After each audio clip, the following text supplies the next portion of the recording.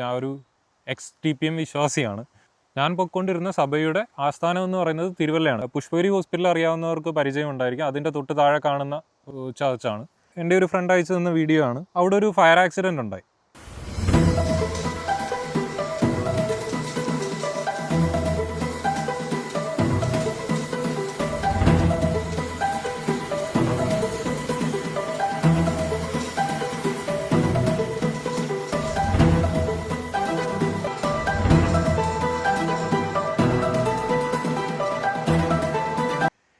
ഇത് കാണുമ്പോൾ എനിക്ക് വളരെ സിമ്പിളായിട്ട് ഈ വിശ്വാസികൾ പെരുമാറുന്ന രീതിയിൽ തന്നെ കുറേ പുച്ഛിച്ചും കളിയാക്കിയും കാര്യങ്ങൾ ഇടാനറിയാം. എന്തിനാണ് അതിരക്ഷ സേനയെ വിളിച്ചത്? നിങ്ങൾക്ക് ദൈവത്തെ വിളിച്ച് പ്രാർത്ഥിച്ചാൽ പോരായിരുന്നോ?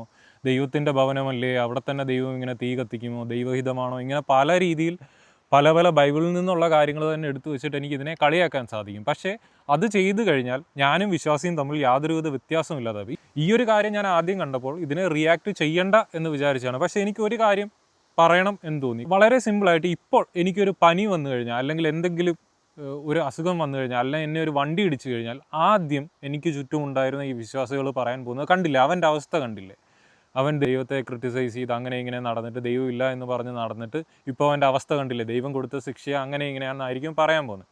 ഇതേ ഇവർ തന്നെ ഹിപ്പോക്രറ്റിക് രീതിയിലായിരിക്കും ഈ ഒരു കാര്യത്തിനെ സമീപിക്കുക. അയ്യോ അവിടെ നടന്നതെന്ന് പറഞ്ഞു കഴിഞ്ഞാൽ അതിന് ഉത്തരവില്ല, അഴകുഴമ്പൻ രീതിയിൽ കാര്യങ്ങളൊക്കെ പറഞ്ഞങ്ങ് വിടും.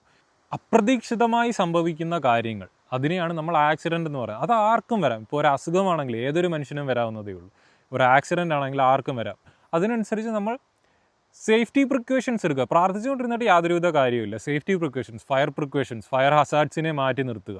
സേഫ്റ്റി പ്രിക്കോഷൻസിൽ മാത്രം ഒതുങ്ങി തീരത്തില്ല. ഇപ്പോൾ ഇതുപോലെ ഒരു ഫയർ ഹസാർഡ് ഉണ്ടായി കഴിഞ്ഞാൽ അതിനെ എങ്ങനെ മാനേജ് ചെയ്യാം?